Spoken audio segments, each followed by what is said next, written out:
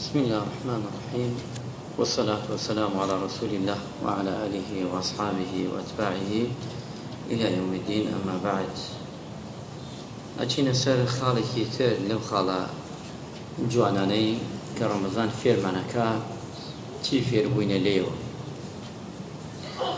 هيك كتير لوانا كإما بتوانين بسريا ظالبين بسريا سركبين أو شيء أو الانتصار على الشح والبخل واتا يكي لوانا كرزيلية يكي لوانش كشح كخود قريتوا ويبغمبري نازدار فرمي عليه الصلاة والسلام واتا إنسان صغير شي صغير مال به شي صغير كردار به چی سەغی ئاکار بێ هیچ فەرق ناکات. ئێمە زۆر جارەڵین سەغی وا دەزانین کەسێ بەس پارەی بێتر دەستکاتەوە و خێر بکە بەمە تێگەین، چونکە پێغەمبەرگیانە فەرمی عەلەیهی السەڵاتو وەسەلام ئیاکم وەالشوح فإنه أهلك من كان قبلكم.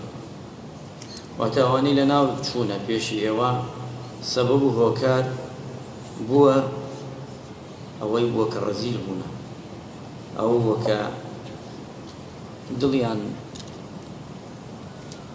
بە یەک نەکراوە، پێیان بڵێن ڕەحمیان بە یەکتی نەبووە، واتە یەکتریان بڕیوە و خراپە و خراپەکاری لە بینیان بووە. خی پەروەردگارە فەرمیێ وأنفقوا خيرا لأنفسكم ومن يوق شح نفسه فأولئك هم المفلحون. ئەوەی کە ڕەزیلی نەبێ، ئەوەی کەوا خراپە و خراپەکاری نەبێ لە دڵیدا، ئەوە کەسانێکن سەرفراز. بۆیە پێغەمبەری خوا فەرمی عەلەیهی السەڵاتو وەسەلام السەخی قەریب من الله وقەریب من الجنة. ئەوەی سەخی بێ نێزگە لە کێوە؟ لە خوای پەروەردگار، و نێزگە لە باشتەوە، وقريب من الناس ولا خلق شونيت وشيفت إنساني صغير. وبيغمري خوا فرمي لك وتاي حديثكش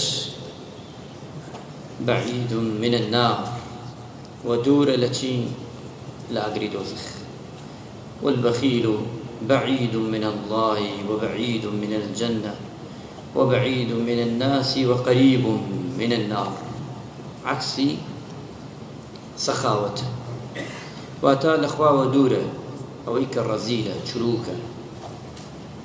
ئیتر چروک لە ماڵا بێ، چروک لە کار و کردارە بێ، ئێستا خەڵکی وایە چروکە لە عیبادەت کەم عیبادەتە، هەیە چروکە لە زکر کەم زکرە، هەیە چروکە لە قسەی خۆش سێرەکەی کەم قسەی خۆش دێتە دەمیا، هەیە چروکە لە قسەی باش، هەیە چروکە لە ڕەفتاری باش. ئێمە زۆر جار تێگەین ئەڵێن ڕەزیل وا زانین هەر دەستکەیتە گرفانتە نەو دوایش. خۆ تۆ ئەگەر نەتوانی پارە بدەی ئەتوانی قسەی باش و چاک بکەیت.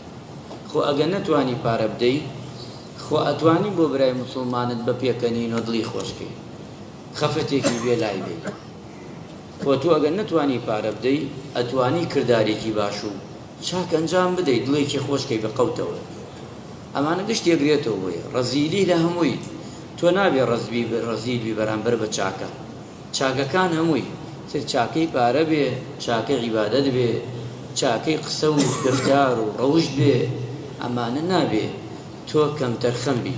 چونکە پێغەمبەری خوا لەم حەدیثە مبارەکەدا ئەفەرمێت والجاهل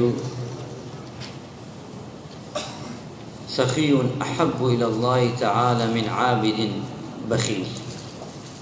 ئەژە کابرایەکی نەزان کە هیچ نەزانێ، واتە عەرابیەک بێ هیچ لە دین نەزانێ بەس سەخاوەتی هەبێ سەخی بێ، ئەژە ئەم کەسە لەوە باشترە کابرایەکە عابد بێ بەردەوام عیبادەتی خوای زۆر بێ بەس ڕەزیل بێ، لەوە باشترە.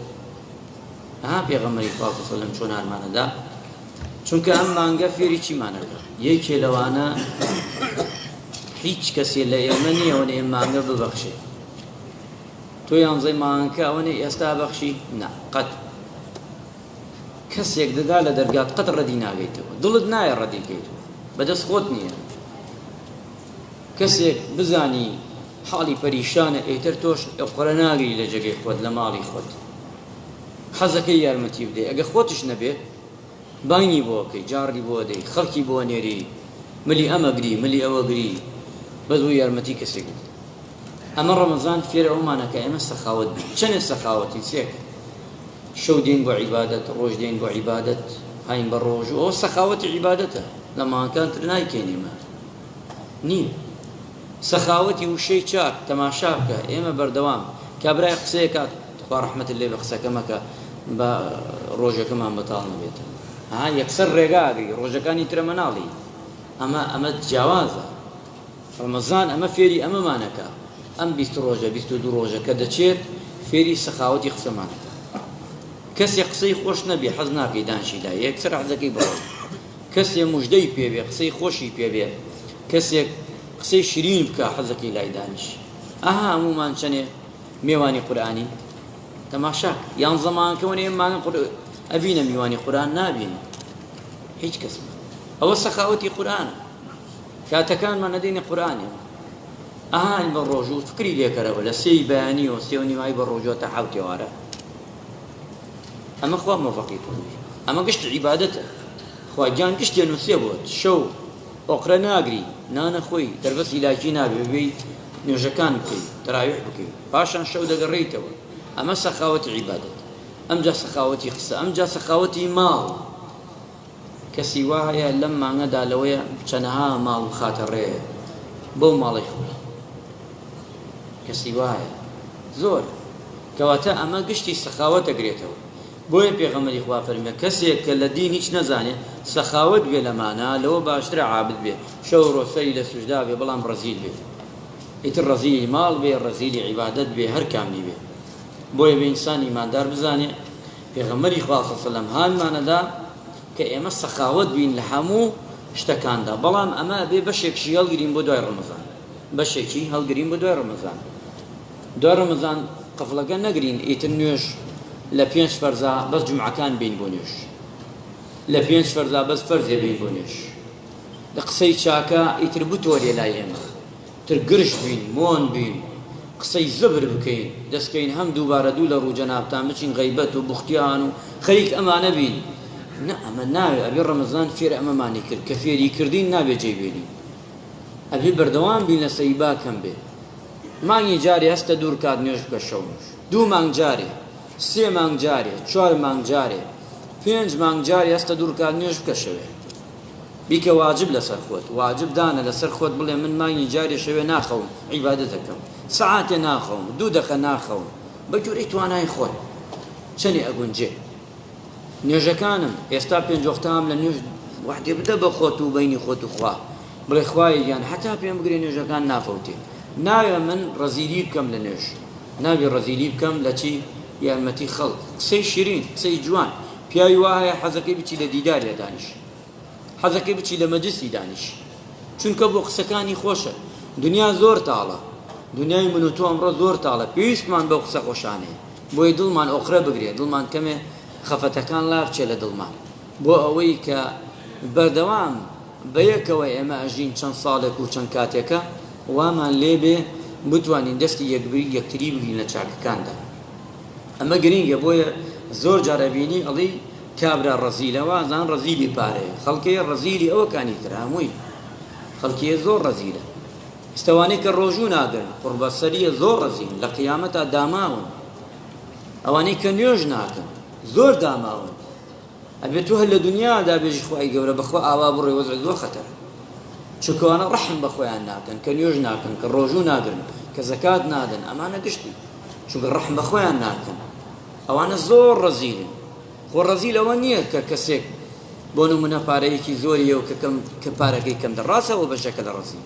بەڵام ئەم دوایشی کە باسمان کرد لە خزمەتی جەنابتانە، بۆیە پێغەمبەری خوا صلی الله علیه و سەلەم هانمانەدا با سەخاوت بین لە هەموو شتەکان، بۆی نێزیک بین لە خواوە، نێزیک بین لە بەهەشتەوە، و خۆشەویست دەبین لای خەڵک، و دوورە بین لە ئاگری دۆزەخ. خوای گەورە ڕەحم بە مولایەتمان بکەوە.